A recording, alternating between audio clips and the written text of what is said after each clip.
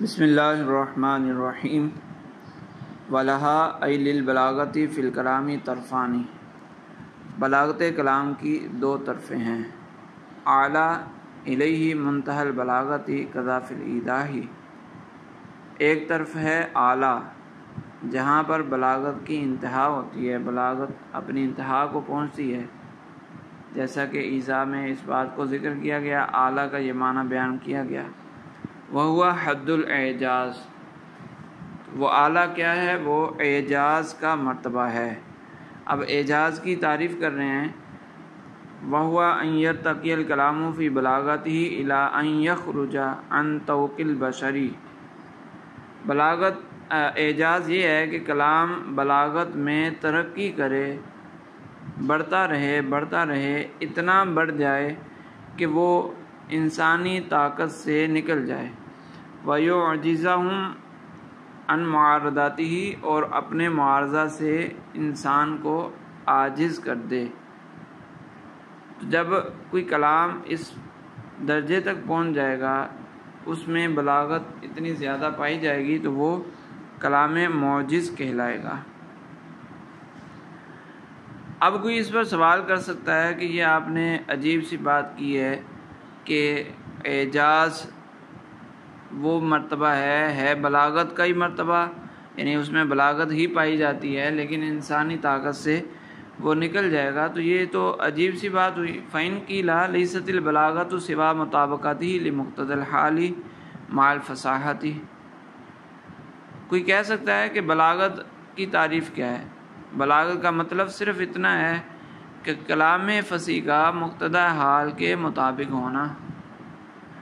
وَعِلْمُ الْبَلَاغَةِ كَافِلٌ بِإِتْمَامِ هَذَيْنِ الْأَمْرَيْنِ، اور علم بلاغت میں ان دو چیزوں کو تفصیل سے بیان کر دیا جاتا ہے، یعنی فصیح ہونے کو، کلام کے فصیح ہونے کو بھی بیان کر دیا جاتا ہے اور مقتضی حال سے مطابقت کو بھی بیان کر دیا جاتا ہے۔ تو کلام میں بلاغت کب پیدا ہوگی؟ جب دو چیزوں کی رعایت کی جائے گی، اور علم بلاغت ان دو چیزوں کو تفصیل سے بیان کر دیتا ہے۔ فمن اتقنہ واحاط بہ، تو جس نے علم بلاغت کو اچھے طریقے سے سمجھ لیا، پختہ کر لیا اور اس کا احاطہ کر لیا، لما لا یجوز ان یراعیہ حق الرعایت، تو اب یہ بات کیسے ممکن نہیں ہے کہ وہ اس کی مکمل رعایت کر کے فیأتی بکلام ہوا فی الطرف الاعلی من البلاغت ولو بمقدار اقصر صورت، تو یہ کیسے ممکن نہیں ہے کہ وہ بلاغت کی مکمل رعایت کرتے ہوئے ایک ایسا کلام لائے جو بلاغت کے طرف اعلیٰ سے تعلق رکھتا ہو، اگرچہ وہ چھوٹی سی صورت کی مقدار ہی کیوں نہ ہو، یعنی تھوڑا سا کلام ہی کیوں نہ ہو، لیکن ایسا تو ممکن ہے کہ جس بندے نے علم بلاغت کو مکمل طور پر پڑھ لیا، اچھے طریقے سے اس کا احاطہ کر لیا، اب وہ اس پورے علم کو استعمال کرتے ہوئے طرف اعلیٰ والا کلام لے آئے، تو یہ تو ممکن ہونا چاہیے۔ تو آپ نے تو کہہ دیا کہ وہ جو طرف اعلیٰ ہے وہ حد اعجاز ہے اور وہ انسانی طاقت سے باہر ہے، تو یہ بات تو عجیب ہے، یہ تو سمجھ میں آنے والی نہیں ہے۔ تو علامہ تفتزانی رحمہ اللہ اس کا جواب دے رہے ہیں۔ قلنا، ہم نے کہا، یعنی اس کا جواب یہ ہے کہ اس علم میں، علم بلاغت کے اندر صرف اتنا بتایا جاتا ہے کہ یہ حال اس چیز کا تقاضا کرتا ہے، یہ حال ہے، یہ مقام ہے، یہ مقتضی حال ہے، یہ اعتبار مناسب ہے، ان چیزوں کو ذکر کیا جاتا ہے۔ اور متکلم نے جس جگہ کلام کرنا ہے وہاں پر کون کون سے احوال پائے جاتے ہیں، کون کون سے مقتضیات ہیں اور کون کون سے اعتبار مناسب ہیں، وہاں پر ان سب کو تفصیل سے سمجھنا یہ علم بلاغت میں شامل نہیں ہے۔ علم بلاغت کے اندر یہ نہیں بتایا جاتا کہ فلاں جگہ جب تم کلام کرو گے تو وہاں یہ حال ہوگا، وہاں یہ مقام ہوگا، تو اس حال کے اور اس مقام کے یہ تقاضے ہوں گے اور ان تقاضوں کے مطابق تم نے کلام کرنا ہے، یہ علم بلاغت کے اندر نہیں پایا جاتا۔ یہ ایک الگ چیز ہے جو انسان اپنی عقل کو استعمال کرتے ہوئے سمجھتا ہے۔ قلنا لا يعرف بهذا العلم الا ان هذه الحالہ یقتضی ذلك الاعتبار، ہم کہتے ہیں کہ اس علم سے صرف اتنا پتہ چلتا ہے کہ یہ حال فلاں اعتبار کا تقاضا کرتا ہے۔ مثلا وَأَمَّا الْاطِّلَاعُ عَلَىٰ كَمِيَّةِ الْأَحْوَالِ وَكَيْفِيَّاتِهَا، اور بہرحال یہ سمجھنا کہ احوال کی مقدار کتنی ہے، وہ اس خاص مقام پر جب متکلم کلام کرنا چاہ رہا ہے وہاں احوال کی تعداد کتنی ہے، کون کون سے احوال پائے جاتے ہیں، وَكَيْفِيَّاتِهَا، اور اس کی کیفیت کیا ہے، مطلب وہ حال کتنا تقاضا کر رہا ہے، کون سے جو اس کا جو مقتضی ہے وہ مقتضی کا تقاضا کتنا ہے، سخت تقاضا ہے یا کمزور تقاضا ہے۔ ورعایت الاعتبارات بحسب المقامات فامر آخر، اور مقامات کے اعتبار سے مقامات کے مطابق اعتبارات کی رعایت کرنا یہ ایک الگ معاملہ ہے جس کو علم بلاغت کے اندر بیان نہیں کیا جاتا۔ تو ایک تو جواب اس سوال کا یہ ہو گیا کہ مقام کے مطابق کلام کرتے وقت کون کون سے احوال پائے جاتے ہیں، یہ علم بلاغت کے اندر موجود نہیں ہوتا۔ ولو سلمہ، اور دوسرا جواب یہ ہے کہ چلو ہم یہ بھی تسلیم کر لیں کہ علم بلاغت میں ان چیزوں کی اطلاع بھی ہوتی ہے، علم بلاغت کے اندر یہ چیزیں بھی بتا دی جاتی ہیں کہ جب تم کلام کرو گے کون کون سے احوال پائے جائیں گے۔ اگر یہ بھی مان لیا جائے کہ علم بلاغت کے اندر یہ ساری تفصیل موجود ہے تو فإمکان الإحاطة بهذا العلم لغیر علام الغیوب ممنوع کما مر، تو پھر علم بلاغت کو مکمل طور پر جاننا اس طرح کہ اس کا کوئی بھی فرد اس سے باقی نہ رہے، خارج نہ ہو، یہ اللہ تعالیٰ کے سوا کسی بشر کے لیے ممکن نہیں ہے کہ وہ مکمل طور پر جان لے، کیونکہ علوم میں تو انسان جب اپنے اعتبار سے پڑھتا ہے، پڑھاتا ہے اور تحقیقات کرتا ہے تو وہ اضافہ ہوتا رہتا ہے، تو مکمل احاطہ کرنا یہ کسی انسان کی طاقت کی بات نہیں ہے۔ وَكَثِيرٌ مِّن مَهَارَاتِ هَذَا الْفَنِّ تَرَاهُ لَا يَقْدِرُ عَلَىٰ تَأْلِيفِ كَلَامٍ بَلِيغٍ فَضْلًا عَمَّا هُوَ فِي الطَّرْفِ الْأَعْلَىٰ، اور ایک اور جواب یہ ہے کہ بالفرض کسی نے علم بلاغت کو اچھے طریقے سے حاصل کر لیا تو پھر بھی اس بات کی گارنٹی تو نہیں ہے کہ وہ کلام بلیغ کو تیار کر سکے گا۔ تو فرمایا کہ آپ دیکھو گے بہت سارے اس فن کے ماہرین کو، فن کے اندر تو وہ ماہر ہیں لیکن وہ کلام بلیغ، کوئی بھی کلام بلیغ، کسی بھی طرح کا کلام بلیغ تالیف کرنے پر قادر نہیں ہے۔ وہ جو بلاغت کی طرف اعلیٰ ہے، طرف اعلیٰ تک پہنچنا تو دور کی بات ہے، وہ مطلقاً کلام بلیغ پر بھی قادر نہیں ہوتے۔ تو علم بلاغت اگر صرف علم پڑھنا قدرت دیتا تو پھر یہ لوگ کم از کم بلیغ کلام کرنے پر تو قادر ہوتے۔ لہٰذا پتہ چلا کہ وہ جو حد اعجاز ہے اور بلاغت کی طرف اعلیٰ ہے وہ بلاغت کے اندر ہی شامل ہے، لیکن پھر بھی وہ انسان کی طاقت سے خارج ہے۔ آگے مصنف نے فرمایا وما یقرب منہ، علامہ تفتزانی فرماتے ہیں ظاہر حاضر العبارت ان الطرف الاعلیٰ ہوا حد الاعجاز وما یقرب من حد الاعجاز، اس عبارت سے ظاہراً ایسا معلوم ہوتا ہے، پیچھے جو کہا تھا نا کہ لہا طرفانی اعلیٰ وہوا حد الاعجاز وما یقرب منہ، اس سے یہ پتہ چلتا ہے کہ طرف اعلیٰ جو ہے وہ ایک تو حد اعجاز ہے اور دوسرا حد اعجاز کے جو قریب ہے وہ بھی طرف اعلیٰ ہے، لیکن وہ فاسد، علامہ تفتزانی رحمہ اللہ فرما رہے ہیں کہ یہ معنی فاسد ہے۔ لأن ما یقرب منہ انما ہوا من المراتب العلیۃ، کیونکہ جو حد اعجاز کے قریب ہوگا وہ مراتب علیہ میں سے تو ہوگا، بلاغت کے مراتب علیہ میں سے تو ہوگا لیکن اعلیٰ نہیں ہوگا، طرف اعلیٰ کہا تھا، اعلیٰ اس میں تفضیل کا صیغہ ہے، تو وہ اعلیٰ نہیں ہوگا، علیٰ مراتب علیٰ میں سے ہوگا، لہٰذا ما یقرب منہ کو اعلیٰ میں شامل کرنا یہ درست نہیں ہے۔ ولا جہد لجعلہ من الطرف الاعلیٰ الذی ینتہی الیہ البلاغۃ، اور کوئی صورت نہیں ہے کہ اس کو طرف اعلیٰ میں شامل کیا جائے۔ طرف اعلیٰ کون سی؟ جہاں بلاغت اپنی انتہا کو پہنچ جاتی ہے۔ کیوں اس کو طرف اعلیٰ میں شامل کیوں نہیں کر سکتے؟ اذ المناسب ان یؤخذ ذلک حقیقیاً کالنہایۃ او نوعیاً کالاعجاز۔ فرماتے ہیں کہ جب طرف اعلیٰ کہا تو اعلیٰ سے مراد کیا ہے؟ اعلیٰ سے مراد یا تو حقیقی ہے یا اعلیٰ سے مراد اعلیٰ نوعی ہے۔ اگر اعلیٰ سے مراد اعلیٰ حقیقی لیا جائے تو اعلیٰ حقیقی کا مطلب یہ ہوتا ہے کہ وہ فرد، وہ مشخص معین جس کے اوپر کوئی اور نہ ہو، کیونکہ اس میں تفضیل ہے تو جو سب سے اوپر ہوگا وہ اعلیٰ حقیقی، وہ فرد واحد ہوگا۔ تو جو ما یقرب منہ ہے وہ اس معنی میں شامل نہیں ہو سکتا، کیونکہ اس کو تو اعلیٰ نہیں کہہ سکتے، کیونکہ یہ اعلیٰ کے قریب، حد اعجاز کے قریب ہے۔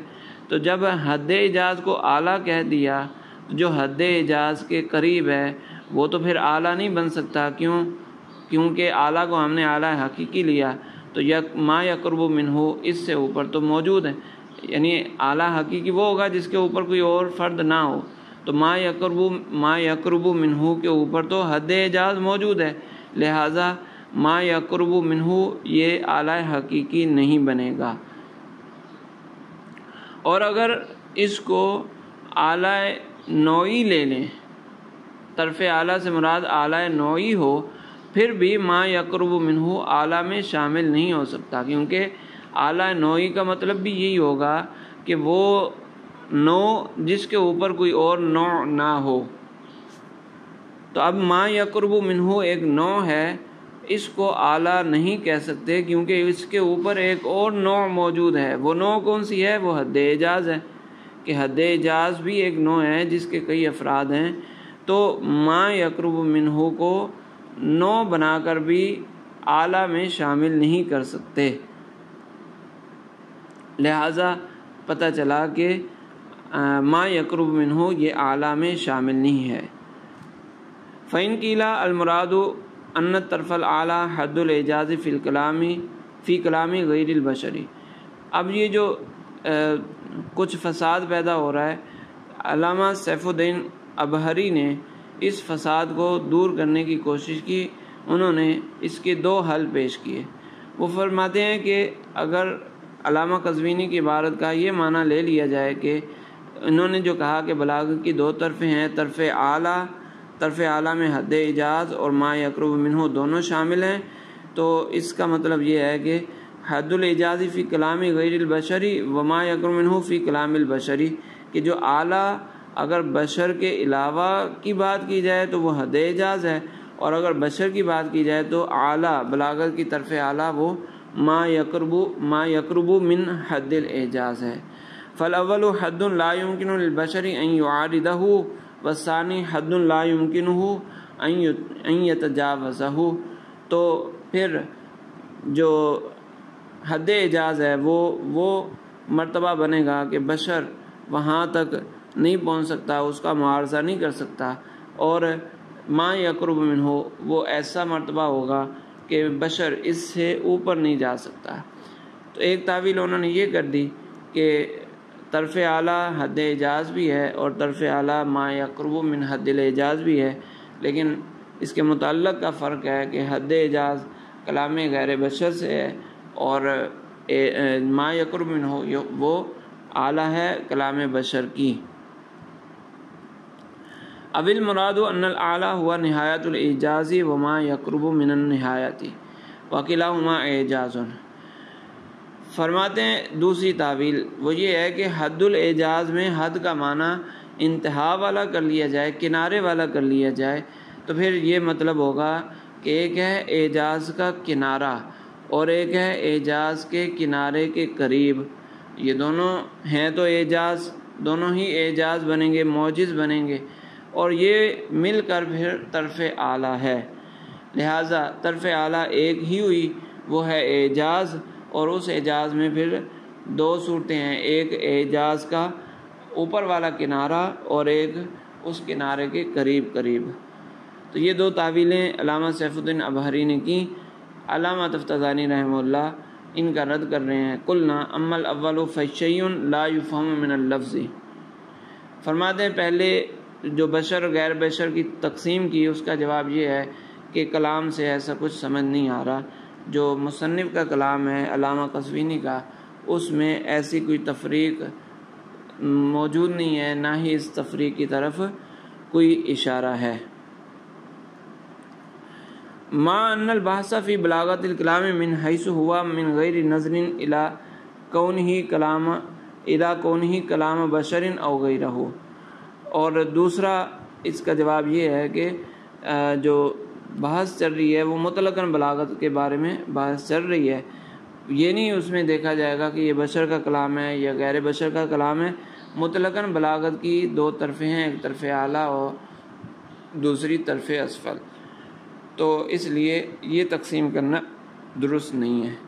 اور جو دوسری تعویل کی اس کا رد علامہ تفتزانی فرماتے ہیں وَأَمَّا الثَّانِي فَلَا يَدْفَعُ الْفَسَادَ، کہ دوسری تعویل کو اگر درست مان لیا جائے تو اس سے بھی فساد ختم نہیں ہوگا. جو انہوں نے کہا کہ حد اعجاز سے مراد اعجاز کا اوپر والا کنارہ اور جو اعجاز کے قریب ہے، تو یہ اس صورت میں بھی مصنف کی عبارت درست نہیں ہوگی، کیونکہ جب مصنف نے طرف اعلیٰ کہا وہوا سے مصنف اسی اعلیٰ کی تعریف بیان کرنا چاہ رہے ہیں، اور جب آپ کی بات مان لی جائے گی تو حد اعجاز یہ اوپر والا فرد بنے گا، مرتبہ اعجاز کا اوپر والا فرد، اور ما یقرب منہ اس کے قریب والا فرد. تو یہ تعریف بالافراد ہو جائے گی، اور تعریف کبھی بھی افراد سے نہیں کی جاتی. تعریف مفہوم کلی ہوتا ہے جو بہت سارے افراد پر فٹ ہو سکے، تو فساد پھر بھی ختم نہیں ہوگا. علی ان الحق ہوا ان حد الاعجاز بمعنی مرتبتہ ای مرتبۃ للبلاغتی. اور دوسری بات یہ ہے کہ یہ جو آپ نے حد کا معنی نہایت طرف والا کر لیا، کنارے والا کر لیا، یہ تو بالکل درست نہیں ہے، یہ بالکل غلط ہے. کیونکہ اعجاز حد کا معنی حد اعجاز کے اندر حد کا معنی مرتبے والا ہے، یعنی بلاغت کا مرتبہ. ای مرتبۃ للبلاغت و درجۃ ہی الاعجاز وہ والاضافۃ للبیان، اور اس میں اضافت بیانیہ ہے، یعنی حد کا معنی ہے درجہ مرتبہ، اور اعجاز کی طرف اس کی جو اضافت ہے وہ اضافت بیانیہ ہے. کون سا مرتبہ؟ اعجاز والا مرتبہ. تو حد کو مرتبے والے معنی میں لیا جا سکتا ہے، نہایت کنارہ طرف والے معنی میں نہیں لیا جا سکتا. اور اس پر تائید ہے صاحب کشاف کے قول سے. قول صاحب الکشافی یؤیدہ قول صاحب الکشافی فی قولہ تعالی لوجدوا فیہ اختلافا کثیرا. اس آیت کے تحت صاحب کشاف نے لکھا لکانا لکان الکثیر منہ مختلفا قد تفاوت نظمہ و بلاغتہ، کہ جس کے نظم اور بلاغت میں فرق ہوتا. فکان بعضہ بالغا حد الاعجاز و بعضہ قاصرا عنہ یمکن معارضتہ، کہ جب اختلاف ہوتا تو بعض حصہ قرآن کا بعض حصہ یہ حد اعجاز تک پہنچا ہوتا اور بعض حصہ حد اعجاز سے قاصر ہوتا، یمکن معارضتہ، جس کا معارضہ ممکن ہوتا. اب اس کلام کے اندر جو انہوں نے آخر میں کہا نا فکانہ بعضہ بالغا حد الاعجاز و بعضہ قاصرا عنہ یمکن معارضتہ، یہاں سے تائید مل رہی ہے کہ یہاں پر جو لفظ حد ہے اس کو مرتبہ کے معنی میں لیا جائے تو ہی درست ہے، کنارے کے معنی میں لیا جائے تو درست نہیں ہے. کیونکہ اگر کنارے کے معنی میں لیا جائے تو پھر معنی یہ بنے گا کہ قرآن کا بعض حصہ پھر اعجاز کے اوپر والے کنارے تک پہنچا ہوتا اور بعض حصہ کنارے سے نیچے ہوتا یمکن معارضات ہو، جس کا معارضہ ممکن ہوتا، حالانکہ جو اعجاز کے کنارے سے نیچے ہو اس کا بھی معارضہ ممکن نہیں ہے۔ تو جب حد کو مرتبے کے معنی میں لیں گے تو یہ عبارت درست رہے گی صاحب کشاف کی کہ فقانہ بعدہ بالغاً حد الاعجاز، کہ قرآن کا بعض حصہ اعجاز کے مرتبے تک پہنچا ہوتا، و بعدہ قاصراً عنہ، اور بعض حصہ مرتبہ اعجاز سے درجہ اعجاز سے نیچے ہوتا، یمکن معارضاتہ، جس کا معارضہ کرنا ممکن ہوتا۔ تو یہ عبارت پھر درست بنے گی۔ تو اس سے پتہ چلا کہ حد یہاں پر مرتبہ کے معنی میں ہے، لہٰذا علامہ ابہری کی پیش کردہ دونوں تعویلیں باطل ہیں۔ جب دونوں تعویلیں باطل ہیں تو مصنف کے کلام میں جو فساد تھا وہ ابھی تک برقرار ہے، تو علامہ تفتزانی رحمہ اللہ اس فساد کو دور کر رہے ہیں۔ وَمِمَّا أُلْهِمْتُ بَيْنَ النَّوْمِ وَالْيَقظَةِ، علامہ تفتزانی رحمہ اللہ فرماتے ہیں کہ میں اسی عبارت میں غور و فکر کر رہا تھا، انتہائی مستغرق تھا کہ مجھے الہام ہوا۔ نوم اور یقظہ کی درمیانی کیفیت، یعنی جب مطالعہ کے اندر اتنا منہمک ہونا کہ گرد و پیش سے بے خبر ہو جائے بندہ، تو یہ والی کیفیت طاری ہوئی تھی۔ اسی دوران مجھے الہام ہوا کہ انا قولہ وما یقرب منہ عطف علی ہوا، کہ ما یقرب منہ کا عطف ہوا پر ہے۔ جو مصنف نے کہا تھا اعلیٰ وہو حد الاعجاز، تو اس کا عطف ہوا پر ہے۔ والضمیر فی منہ عائد الی الطرف الاعلیٰ لا الی حد الاعجاز، تو ما یقرب منہ میں جو منہ کی ضمیر ہے وہ طرف اعلیٰ کی طرف لوٹ رہی ہے، نہ کہ حد اعجاز کی طرف۔ تو پھر معنی کیا بنے گا؟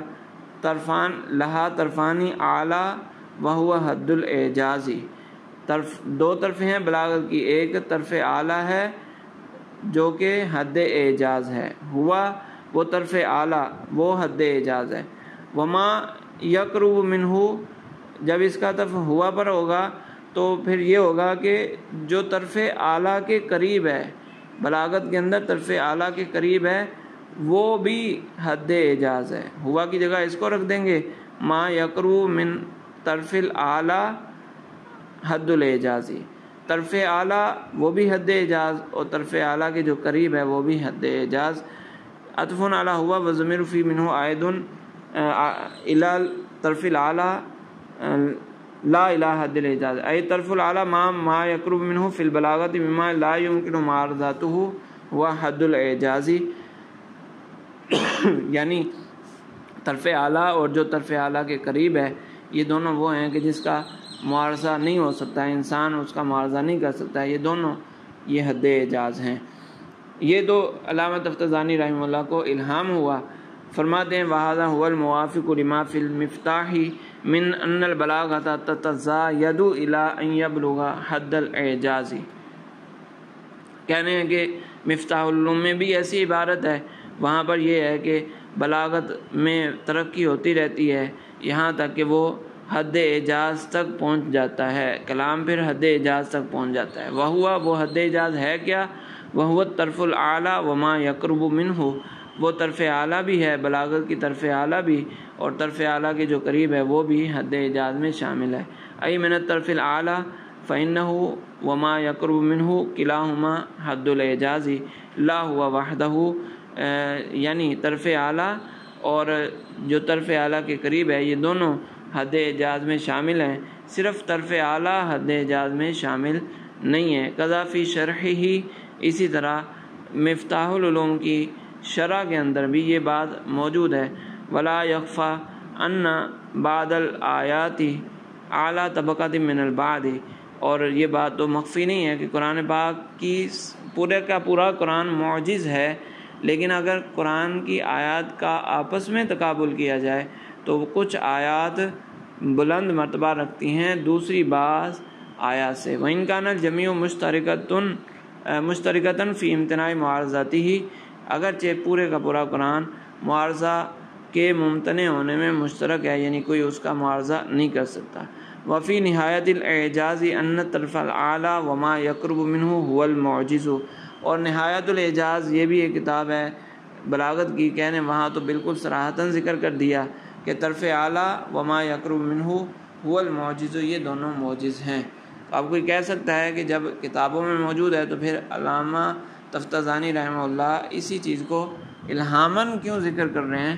اس کا جواب یہ ہے کہ پہلے علامہ تفتزانی رحمہ اللہ نے خود غور و فکر کیا، ان کو یہ بات سمجھ آئی، الہام ہوا ان کو، پھر جب یہ بات ان کو سمجھ آئی تو انہوں نے سوچا کہ اس کو دیگر جگہوں پر بھی دیکھ لیا جائے کہ شاید اس بات پر کوئی تائید مل جائے، تو پھر انہوں نے مفتاح العلوم اور اس کی شرح اور نہایت الاعجاز کو دیکھا تو وہاں پر ان کی تائید ہو گئی۔ تو الہام پہلے ہوا تھا ان کتابوں میں، انہوں نے بعد میں دیکھا۔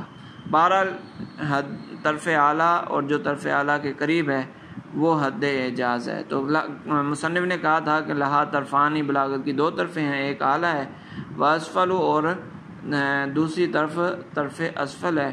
طرف اسفل کون سی ہوتی ہے؟ وہ ہوا ما ای طرف البلاغت، وہ ایک ایسا کنارہ ہے، بلاغت کا ایسا کنارہ ہے، اذا غیر الکلام عنہ الی ما دونہ، کہ اگر اس سے بھی نیچے لے کے جائیں گے کلام، ای الی مرتبۃ ہی ادنی منہ وانزل، کہ اس سے نچلا مرتبہ کوئی ہو وہاں تک اگر کلام کو لے جائیں، التحق الکلام وان کان صحیح الاعراب، وہ کلام اگرچہ اعراب کے اعتبار سے صحیح ہی کیوں نہ ہو، وہ کلام پھر مل جائے گا عند البلغاء باصوات الحیوانات، بلغاء کے نزدیک اس کی حیثیت ایسی ہی ہوگی، اس کلام کی حیثیت ایسی ہوگی جیسا کہ حیوانوں کی آوازیں، التی تصدر عن محالها بحسب ما يتفق من غیر اعتبار اللطائف والخواص الزائدۃ علی اصل المراد، وہ آوازیں حیوانوں کی جو ان کے زبانوں سے ادا ہوتی ہیں بغیر کسی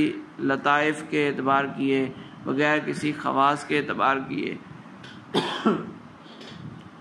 ان چیزوں کے اعتبار کیے بغیر وہ حسب ما یتفق ان کی آوازیں نکلتی ہیں۔ تو اسی طرح جو کلام ہوگا طرف اسفل سے نیچے جائے گا وہ پھر بلغاء کے نزدیک حیوان کی آواز سے مشابہ ہو جائے گا۔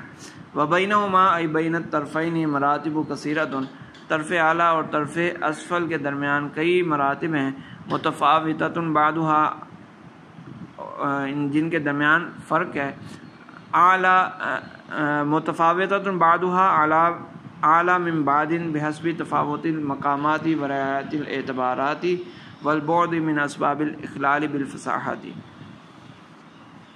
کثیرۃ متفاوتۃ، بہت سے درجے ہیں جو متفاوت ہیں، بعضها اعلیٰ من بعض، ان میں سے بعض سے اعلیٰ ہیں، بحسب تفاوت المقامات ورعایت الاعتبارات، اس اعتبار سے کہ مقامات میں تبدیلی آتی ہے، اعتبارات کی رعایت کرنے میں تبدیلی آتی ہے، ان میں جتنی رعایت جس نے کی اس کا درجہ بڑھ جائے گا، والبعد من اسباب الاخلال بالفصاحت، اور جو کلام فصاحت میں خلل ڈالنے والے اسباب سے جتنا زیادہ دور ہوگا اتنا ہی وہ اعلیٰ ہوگا۔ ایک کلام فصاحت میں خلل ڈالنے والی چیز سے ایک درجہ دور ہے، یعنی بس قریب ہے کہ فصاحت میں خلل ڈالنے والی چیز اس میں آ جائے، تو یہ کلام نچلے درجے میں ہوگا، اور ایک کلام وہ ہے کہ جو 2 درجے دور ہے تو وہ ظاہر سی بات ہے اعلیٰ ہوگا۔ وتتبعها ای بلاغت الکلام وجوہ اخر، ای بلاغت الکلام وجوہ اخر، اس بلاغت کلام کے ساتھ کچھ اور بھی وجوہات ہیں جو اس کی پیروی کرتی ہیں، اس کے پیچھے آتی ہیں۔ سوى المطابقات والفصاحت، بلاغت کلام کے اندر جو 2 چیزیں ذکر کی تھیں کہ کلام کا فصیح ہونا اور مقتضی حال کے مطابق ہونا، اس کے علاوہ بھی کچھ چیزیں ہیں جو اس کے پیچھے پیچھے آتی ہیں۔ تورث الکلام حسنا، جو کلام میں خوبی پیدا کرتی ہیں، حسن پیدا کرتی ہیں۔ ھذا تمہید لبیان الاحتیاج الی علم البدیع، علامہ تفتزانی رحمہ اللہ فرماتے ہیں کہ یہاں سے مصنف نے علم بدیع کی احتیاج کی طرف، جو علم بدیع کی ضرورت کی طرف اشارہ بھی کر دیا۔ وفی اشارۃ الی ان تحسین هذه الوجوہ للکلام اردی، اور اس میں یہ بھی اشارہ ہے کہ کلام جو ان چیزوں سے علم بدیع کے اندر موجود چیزوں سے جو حسین بنتا ہے، اس کا یہ حسن اردی خارج عن حد البلاغت، یہ حسن عرضی ہے اور بلاغت کی تعریف سے خارج ہے، کیونکہ انہوں نے تتبعها کا لفظ استعمال کیا۔ ولفظ تتبعها اشعار بان هذه الوجوہ انما تعد محسنۃ بعد رعایت المطابقت والفصاحت، اور تتبعها کے لفظ میں یہ بھی اشارہ ہے کہ ان وجوہات کو محسن تب کہیں گے، ان کی وجہ سے کلام حسین تب بنے گا جب مطابقت اور فصاحت پائی جائے۔ اگر فصاحت ہی نہیں ہے تو ان چیزوں کی وجہ سے وہ کلام حسین نہیں بنے گا، ان چیزوں کو محسنہ نہیں سمجھا جائے گا۔ وجعلها تابعة لبلاغت الکلام دون المتکلم، اور مصنف نے ان وجوہات کو بلاغت کلام کی تعریف کے بعد ذکر کیا، بلاغت کلام کا تابع بنایا۔ متکلم جو بلاغت متکلم ہے، ہونا تو یہ چاہیے تھا کہ بلاغت متکلم کا ذکر کرنے کے بعد اس کو ذکر کرتے، تو کہنے متکلم کی بلاغت کے بعد اس کا ذکر نہیں کیا۔ لأنها ليست مما يجعل المتکلم موصوفا بصفت کالفصاحت والبلاغت، کیونکہ علم بدیع کے اندر بیان ہونے والی چیزیں ان کے ساتھ متکلم کو ان چیزوں کے ساتھ متکلم کو متصف نہیں کیا جاتا، جیسا کہ فصاحت اور بلاغت سے کیا جاتا ہے۔